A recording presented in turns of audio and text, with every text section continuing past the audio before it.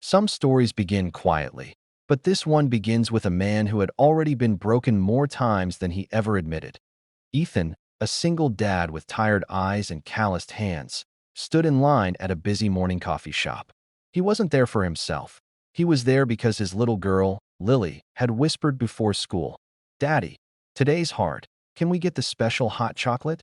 And Ethan, who never had enough money, enough sleep, or enough help, always had enough love that as he waited, something caught his attention. A woman at the counter, soft-spoken, carrying herself with a calm grace, was being snapped at by a frustrated customer who shoved past her. "Move. Some of us actually have work to do," the man barked. The woman froze, embarrassed, clutching her small purse to her chest.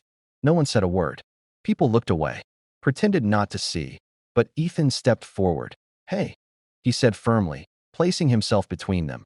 "You don't get to talk to her like that. Not here. Not anywhere."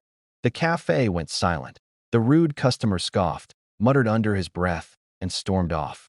And Ethan turned back to the woman. "You okay?" he asked gently. She nodded, visibly relieved. "Thank you. People don't usually step in." Ethan smiled awkwardly. Kindness still matters. At least it should. Those words would stay with her for a long time. She introduced herself as Maya. Quiet, graceful, beautiful. Yes, but there was something else. Something heavy behind her eyes. Something lonely. They talked for only 3 minutes. 3 minutes that would change everything. Before he left, she saw Lily run to Ethan, calling Daddy, with the bright innocence that made even strangers smile. Ethan lifted his daughter with the kind of love Maya had rarely seen in wealthy halls or penthouse rooms. When they walked out the door, Maya's eyes followed them. She didn't know why.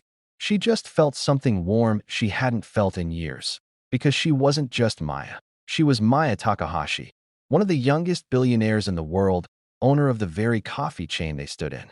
A woman surrounded by money, yet starved of genuine humanity.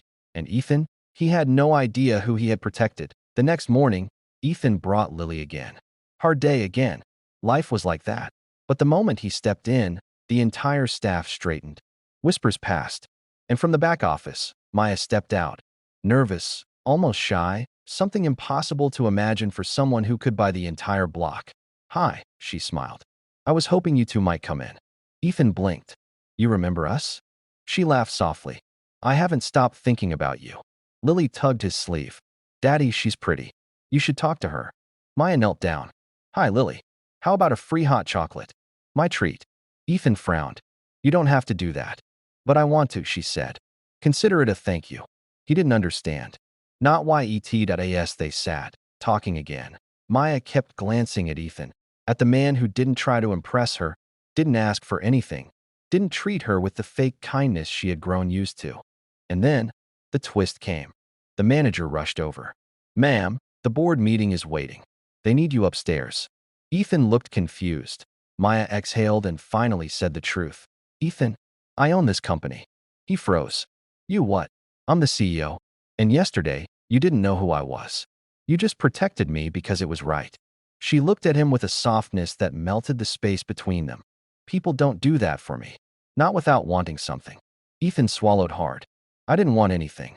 "I know," she whispered. "That's why it meant everything." Weeks passed. Their morning conversations turned into long walks. Lily adored Maya, and Maya found herself drawn to the simplicity, the honesty, the warmth that came with Ethan's world, one where love mattered more than wealth. The emotional climax arrived one evening, when Maya invited Ethan and Lily to a small private event. Nervously, she stepped onto the tiny platform and spoke into the microphone. "Someone once reminded me that kindness still matters. And because of him, I remembered who I want to be." Her eyes found Ethan's. After the event, she walked up to him and said softly, "I don't want to stand alone in my world anymore.